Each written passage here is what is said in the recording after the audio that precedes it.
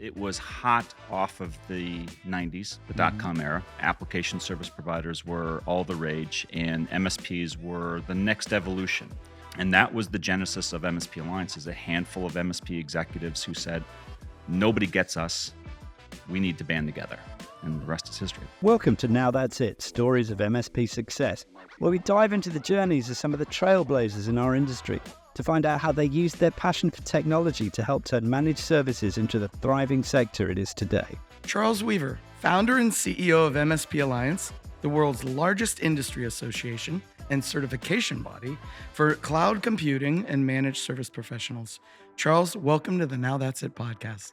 Thank you. Good to be here, Chris. It is quite an honor to have you here, Charles. You've been an advocate for the MSP industry for over 25 years. And everything your team's done, it's just truly amazing to help MSPs grow. So thank you so much for being here. My pleasure. And I'm, slight correction, co-founder. So Co-founder, that's Celia right. is equally to blame for everything that has happened for the last 24 years. Excellent. Well, she is an amazing woman as well. And we'll talk a little bit about her. So you were part of the early days of the MSP industry, weren't you? That's a fair statement. Okay. Yeah, it's a fair statement. What was the industry like when you and Celia started MSP Alliance? The best way to quickly summarize is it was hot off of the 90s, the dot-com era. Application service providers were all the rage, and MSPs were the next evolution. Despite what the financial, dot-com bust did, it didn't shake the core group of MSPs, of which there were, San Francisco, New York, Boston, a few in London. Well, all where the money centers were, right? These were all enterprise-focused MSPs. But they had, oddly enough, the same problems that all the MSPs here at Empower and all of the world have, which is they were disconnected from each other. They didn't know it. Well, they knew it, but they didn't know how to get to the next level. They didn't know who else was out there dealing with things. Now, in fairness, they were in the weeds. There were no forerunners that they could turn to and say, oh, well, this issue's been already figured out. They had to figure it out. And that was the genesis of MSP Alliance, is a handful of MSP executives who said, nobody gets us, we need to band together. And the rest is history. That's great. So MSP Alliance today is quite a bit more evolved than MSP in the early days.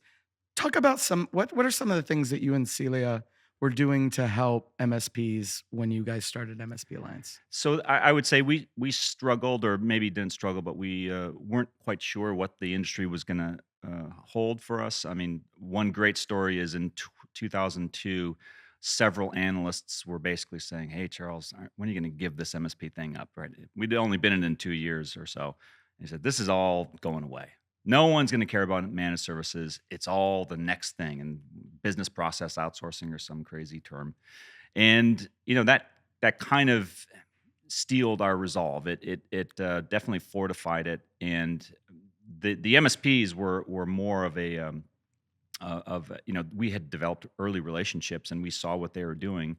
And to answer your question, we were just getting together. We were getting together in small groups, talking about issues. And from there, it evolved into, well, maybe we should have standards. Maybe we should have our own conference. Maybe we should have our own code of ethics, bill of rights for customers. And it just evolved very quickly, but organically. And, the early days were fun. We were making the rules up as we went along. I love it. Yep. So MSP Alliance started out with 5 founding members, I think you told me, and you're well over 30,000 today. And I know you're a very humble guy, but what is it about MSP Alliance that just continues to stay in the hearts and minds of MSPs today? It belongs to the members. I can't explain it. I talked to one of your partners just the other day at breakfast, and he came up to me, and I recognized the gentleman and his company, but I haven't really talked to him very much. And he said, I'm an MSP because of the MSP Alliance. I said, get out of here. And he said, no, I was a struggling break-fix company. I was losing deals, and I couldn't figure out how to do it successfully. And I came to the MSP Alliance, and I went to a couple of conferences, and I listened to other MSPs, and I figured out a path. And 3 years later, I'm an MSP. And he said, "Thank you." And I said, I was kind of awestruck, and Yeah. but that's the level of interaction that the members have, which is it's their community, and they get a lot out of it, and they value it. Very good. So when we were preparing for this interview, I know you reasonably well. We've done a couple podcasts together.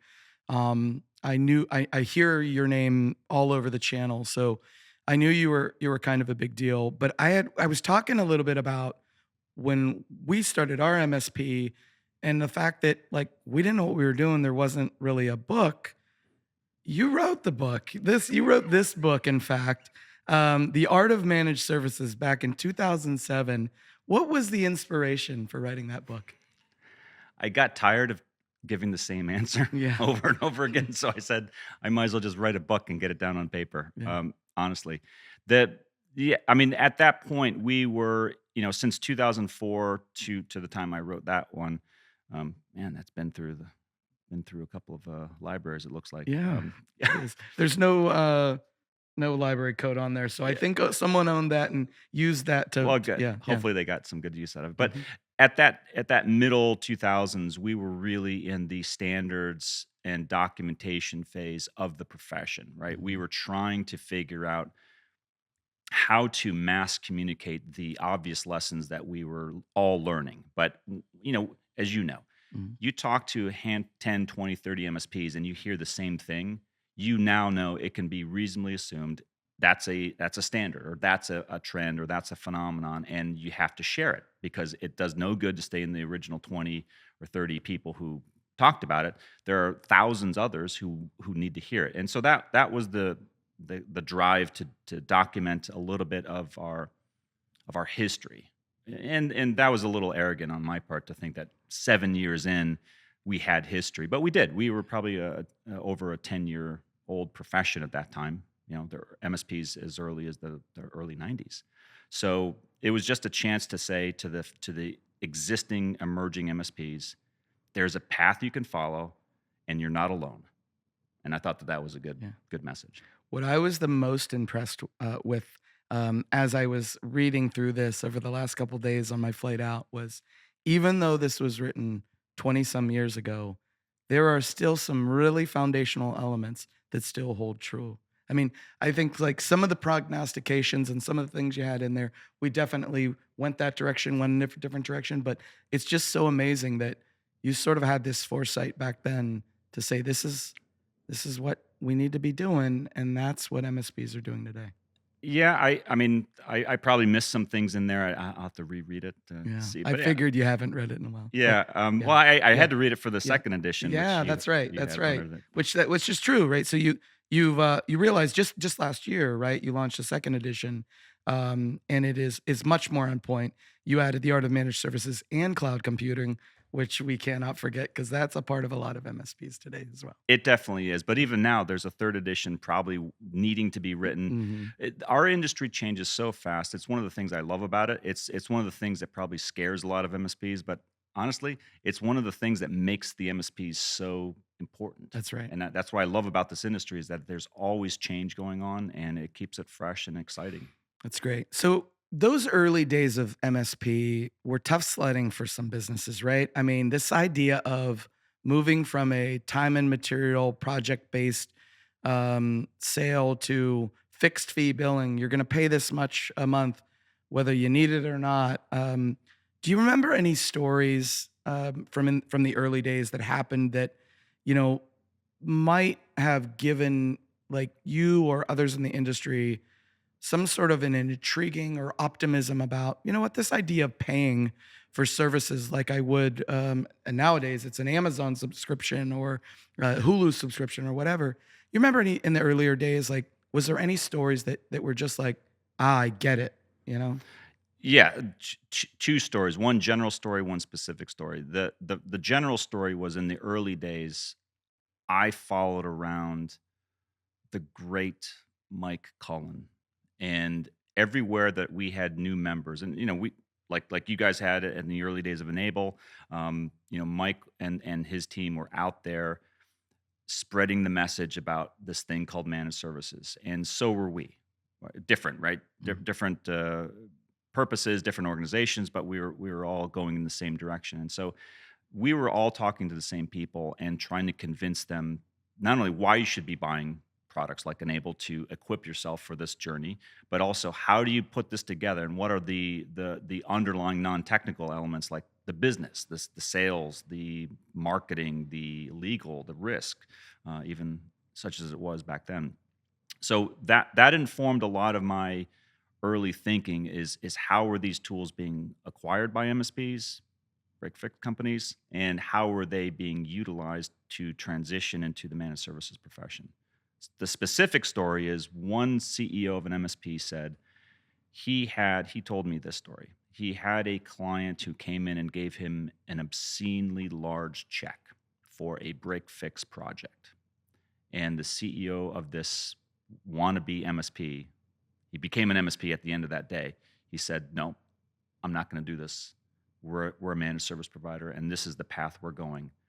And he said that was a very hard lesson for him to learn because it was turning down money, which no entrepreneur wants to do. Um, but that was a testament to the resolve of that MSP. Also, the Enable partner that I met at breakfast, who said I was losing deals and I knew I had to get out and become this thing called managed service provider. So those are those stories Yeah, are all over they are. the world, and they're amazing stories. That's what makes it easy. It's not easy, but that's why you write books like that too, to be able to share some of those stories. Yeah, I probably wish I'd been more sentimental in Yeah, my tone in yeah, writing that, yeah, but yeah, I mean, there's probably a volume 4 of yeah, just stories of yeah, MSPs who had tough times, yeah, but came through it. yeah. Let's, if it's okay with you, let's talk a minute about Mike. I had the privilege of getting to know Mike, just like so many others, early in my MSP career. He had made an impact on me. The reason I am here today is solely because of a phone call he made to me and said, "I heard you're available. You've worked in the MSP space. Come work here." And I said, "What do you want me to do?" He goes, "It doesn't matter. You have tons of MSP experience, and we need people like you here to enable." Talk to me a little bit, Charles, about what it was like to work alongside Mike and just Mike as a human being. So as I was, here in Frisco, Texas at Empower 2024, I was reminded of the very first Enable partner conference in Quebec. I don't know, 2002, 2003, in a casino. And Mike and Gavin and Mark and Derek and all the usual suspects were all there spreading the message. And that was one of the very first MSP partner conferences, if I can recall. I mean, it may not have been the first, but it was probably among the first. And I remember Mike's role in that room and the relationships, even as early as then, right, was formidable. Like people, he was making the rounds and he was an ambassador of the profession. He was a sales guy, Mhm. but that's not how I looked at him, because I looked at him because remember, I was doing different types of work, but following him, meaning going into MSP organizations who had already been equipped with Enable tools by Mike. And I realized how important he was because he had to convince people not to buy technology, but why managed services was the future. And that was the same message that we were about at MSP Alliance. Mhm. And so there was just an affinity, a closeness to his goal at Enable and our goal at MSP Alliance, and they were very much aligned. And there was never an unkind word. I've never heard anyone speak ill of him. He was just a very positive guy. He never got involved in any of the underside of the channel politics that, it's with any industry, I Mhm. suppose. But he was just a good guy. He was always everyone spoke very highly of him, and it was sad to hear about his passing. But all right, this industry would not be where it is without Mike Cullen. Yeah. Thanks for sharing that, Charles. He definitely meant so much to so many people. And I saw David Weeks and some of his really, really close friends get really choked up because this is the first Empower without Mike. And it's really It was a special Empower. We had such an amazing week, uh, but man, we miss our friend. This industry, this conference, these people here, it would be very different without Mike having been in the world, and Mhm. that's not a overstatement No, at all. that's great. So let's talk a little bit about the evolution of the managed services industry. So it's evolved over the years, absolutely, right? And part and like in part because of information technologies become so much more important to businesses now, right? I think early days IT was I don't really care, and so much of businesses they rely on IT. Um, how different is the modern MSP than the early MSPs? Uh, I'd be lying if I said that I saw the role that the MSP plays today. Back then, I knew that what first attracted me to managed services was the economic model and the efficiency of it, and it was just pure genius in my Mhm. opinion. So I got the economics of it. I got the and this was all told to me by MSP CEOs who said, "This is why we're doing it. It's the recurring revenue, yes, but it's you can predict the budget, you can predict the outcome of the IT performance, and all great stuff." Um, to say back then that MSPs in 2024 would be beyond IT, that they would actually be sitting in the quasi, CISO or CIO seat for many of their customers, influencing and contributing to risk, corporate risk, cyber protection, data privacy issues.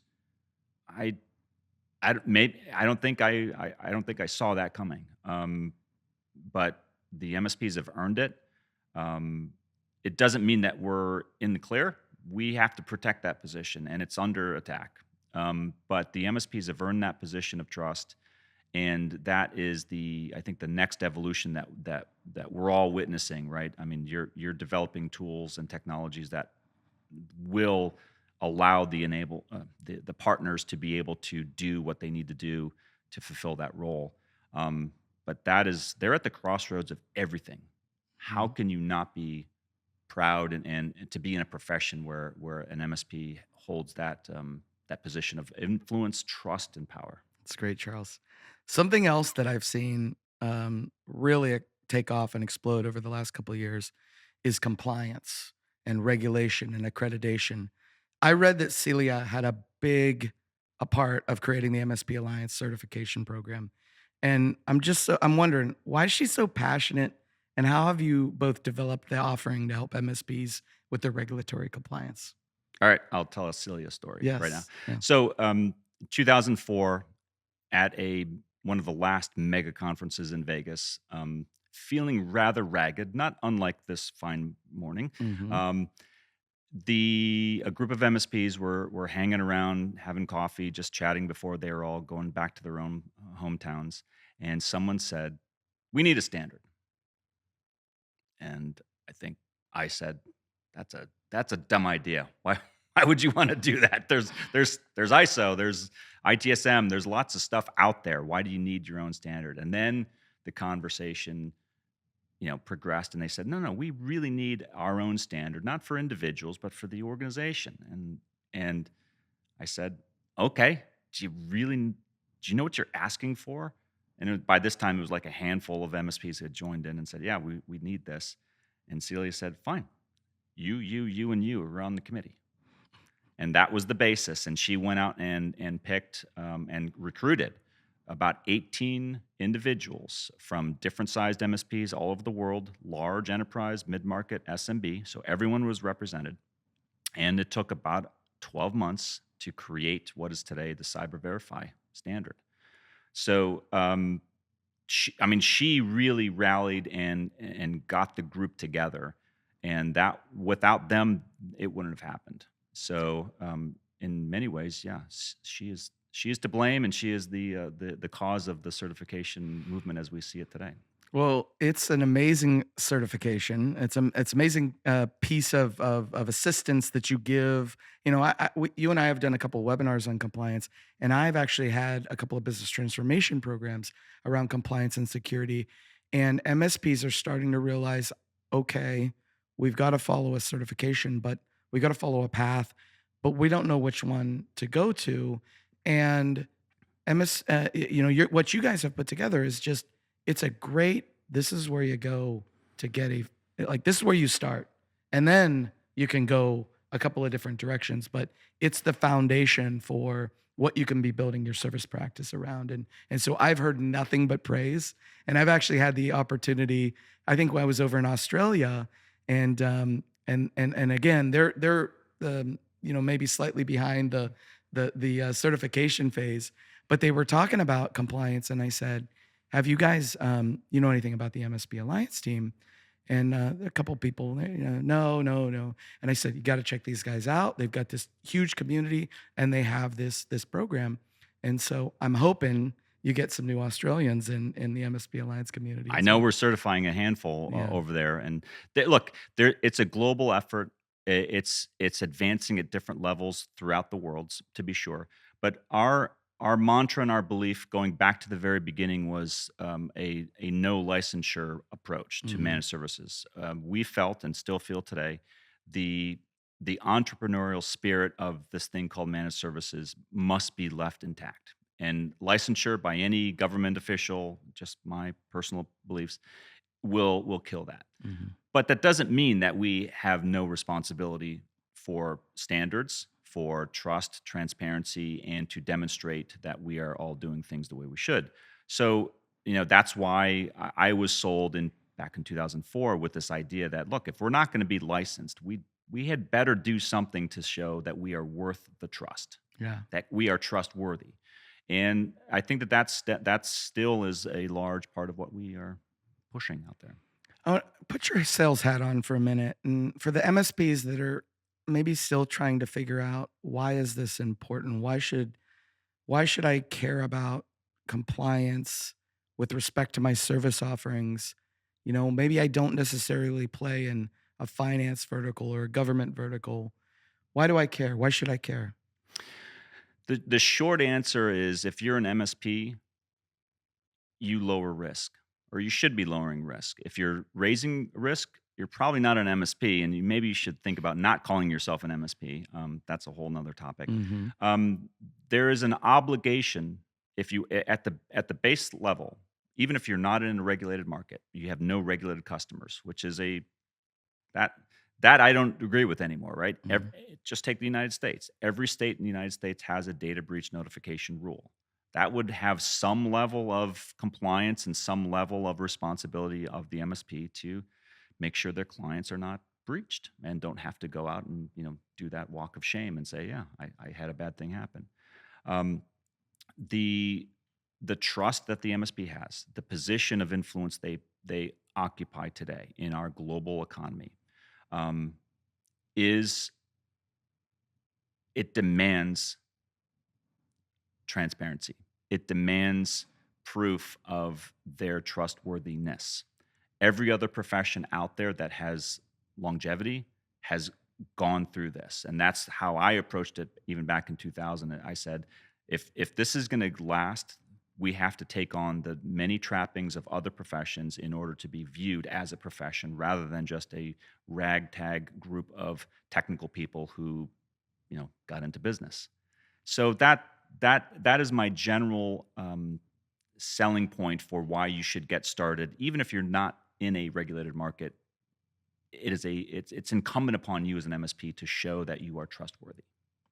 Sure. That's good. All right.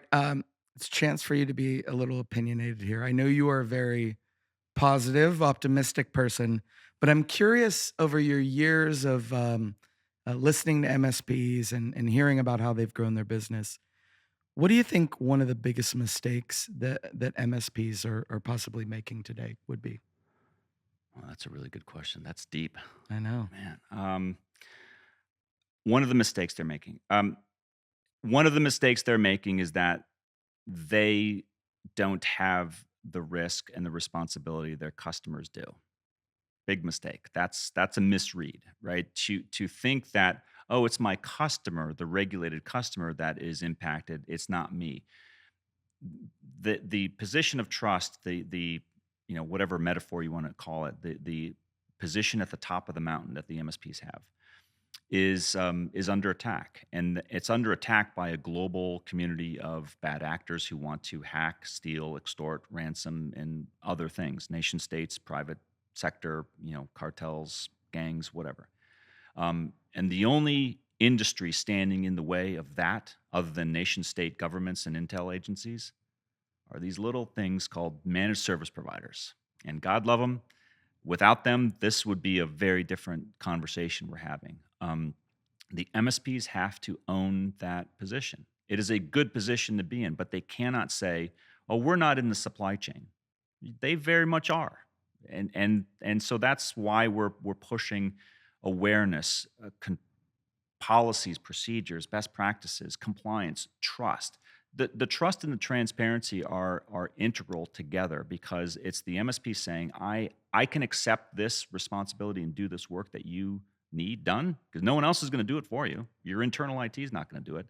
Um, that would be the biggest risk if the MSPs ignore that position of power and responsibility. That's great. Thanks for that.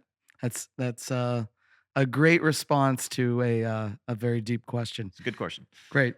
Um, we talked a lot about Mike being an influence in the channel, but I'd love again. You're a walking MSP historian. You've seen a lot of changes and influencers and people in the channel, and I just loved it to know from you, like maybe some other folks outside of Mike. Obviously, we know Mike was one of the early guys that just sort of laid that foundation. But maybe who are some of the other folks that you've come across over the years that have just been major influencers to the MSP space?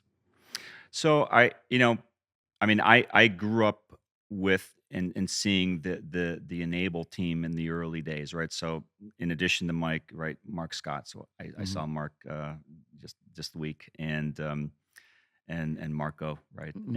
and the old crowd, and so Mark and Gavin and Mike Cullen, right, were like the founding core of Enable, but also the founding core of a leg of this three-legged stool, if you want to call it that, in managed services. That without them, this wouldn't we wouldn't be where we are. I think other people who have done very good work, people like Rob Scott from Scott and Scott in right here in Texas. Very early on, we were pushing out the need for things like you probably should have a contract if you're an MSP. You probably shouldn't be doing things on word of mouth, verbal agreements, and things like that. And so that was part of the legal modernization of MSPs, back in the day to start acting like a grown up organization. But there are so many, a lot of MSPs who are so there's too many to Yeah, count. If I say one, I'm going to you'll leave leave like one a out. I thousand out. understand. I understand. There are Yep. so many different MSPs all around the world who have all done critical work in their own field. And I'm talking hyper specific fields of maybe database management or server management in a certain field of maybe banking or maybe gaming or hospitality or medical. I mean, weird, siloed, hyper specific vertical markets. And there's this, two or three MSPs who are doing work in that one sector and nobody knows who they are. They're pioneers, they're trailblazers. Um, but generically speaking, the MSPs who early on in the early to mid 2000s who saw that this path of managed services was where it was at and followed the Mike Collins and said, yes, this is not just a sales pitch. This is a business model. This is a profession. They're the heroes. They're the legends, in my opinion. What are some of the things that you are most excited about the future of the MSP industry? The the the large, massive community of organizations who have no concept of how at risk they are, and they're waiting to meet their MSP to help them get protected. That is exciting. I mean, as much progress as we've taken as a profession, we are barely scratching the surface in terms of the market opportunity, but also the defensive work of upgrading large, medium, and small organizations alike, right? No one's excused from that obligation to guard themselves and protect the data that they traffic in. So I think the opportunity is massive. We need more MSPs, right? I've always said this. There's more demand for managed services than there are qualified MSPs to do the work. So we need more MSPs. We need better MSPs, and that's probably not going to change for probably Wow. decades. Yeah. Uh, Something that I'm the most excited about, and I've been able to live it over the last couple of years, is you. And you started this, right? MSP Alliance started this idea of a community getting MSPs together, talking about what they're doing right, what they're doing wrong. And we've seen peer groups, and there's tons of different of organizations sort of across the MSP space. We started the business transformation programs about a year and a half ago, and we've run a number of these where we've just brought 30 MSPs into a room together, and we've had a topic, and we'd allow them to talk to each other. And they come in going, I've got some secret sauce I'm not going to share. And once they start to get to know each other, it's like, it's not that secret. I definitely want to share it. And we brought that same idea here to Empower this week, and I saw just amazing sharing. And it's, again, it's something that I give you quite a bit of the credit for, because you started this idea of getting similar sized businesses, types of businesses together, sharing with each other, making each other better. I looked at this conference, and it was, first of all, nice to be at a conference and not have to host it. So it Mhm. was really relaxing for me to be a witness. But this reminded me of MSP World. The culture, the sharing, and this had to happen. This could never have been just MSP Alliance and our conference. It had to get out there. It did. The peer groups got out there. They flourished. What you're doing here in your community is amazing. And we have so many members who are Enable partners all over the world. Um, you guys are doing a great job, and this is the exact thing that our industry needs: is this type of professional communication. When this stops, when the communication stops, bad things are going to happen. So this can't stop. Excellent. Thank you for saying that. So what's next for you? Personally, Yeah. I'm going home. Awesome. No, you mean professionally? Sure. Um, we are. Well, I don't want to spoil the surprise. We've got some cool things coming up with you guys. I Excellent. think in the near future, but we are. We're laser focused on rapidly accelerating the path for everyday MSPs to be able to achieve compliance. And then once they get their house in order, then they are going to be really equipped to be able to deliver on compliance related issues and services downstream to their customers. That is the next major frontier. So we first have to get our troops equipped, Mhm. trained, ready to go, and then they will be able to start doing some really fantastic, cutting edge work that nobody else is qualified to do, in my opinion. But the MSPs have to reach that transparency level, that confidence that they're doing things internally the way they should, and then they can really go out there and start to the compliance realm is going to change radically over the next 5 years. I'm pretty sure. But what I'm absolutely positive about is the MSPs are going to have a role, whether they like it or not. They may ignore that responsibility. They may say, "No, I don't want to do compliance," but they're going to be offered Great. the chance, and I hope that they accept it and say yes. With over 30,000 members worldwide, I'm betting that most MS or a lot of MSPs know about MSP Alliance. But if they don't, why should they look you guys up? Well, we care about this industry. Not that that's a reason to join, but we have been here for a very long time, and we have a lot invested in the MSP movement. So we don't want anything bad to happen.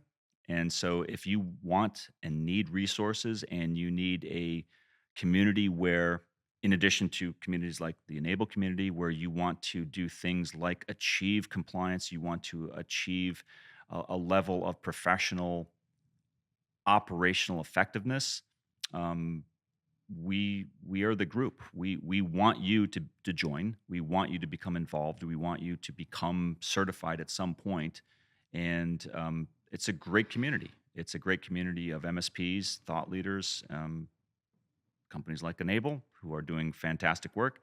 And yeah, there's no reason not to join. Exactly. So you've built an incredible career, Charles, over the last 24 years. But I have to ask you, when did you know now that's it? When did I know that? Um, I think I knew. You're asking, that's it about this profession? Mm-hmm. I knew when the analysts said, this thing is dead. This thing is managed services is over in 2002. And I said, you're wrong. You're so wrong. You don't even know how wrong you are. This thing called managed services, it may be young, but this thing is going to go places. And maybe it was just stubborn resolve. I don't know. But it was at that moment I said, this is not going to be a flash in the pan. That's amazing. I love it. Man, thank you so much, Charles, for being with me today. You are an incredibly valuable resource to this community. And for those of you, if anybody doesn't have a chance to get to know you, I encourage you to check out MSP Alliance and look you up, say hi at one of the conferences that you're at. Great human being. I love the fact that we've got to know each other better over the next couple of years. I'm looking forward to coming on your podcast at some point in time and talking about my background. And I wish you and the MSP Alliance community the absolute best of luck in the future. Thank you so much. Appreciate it.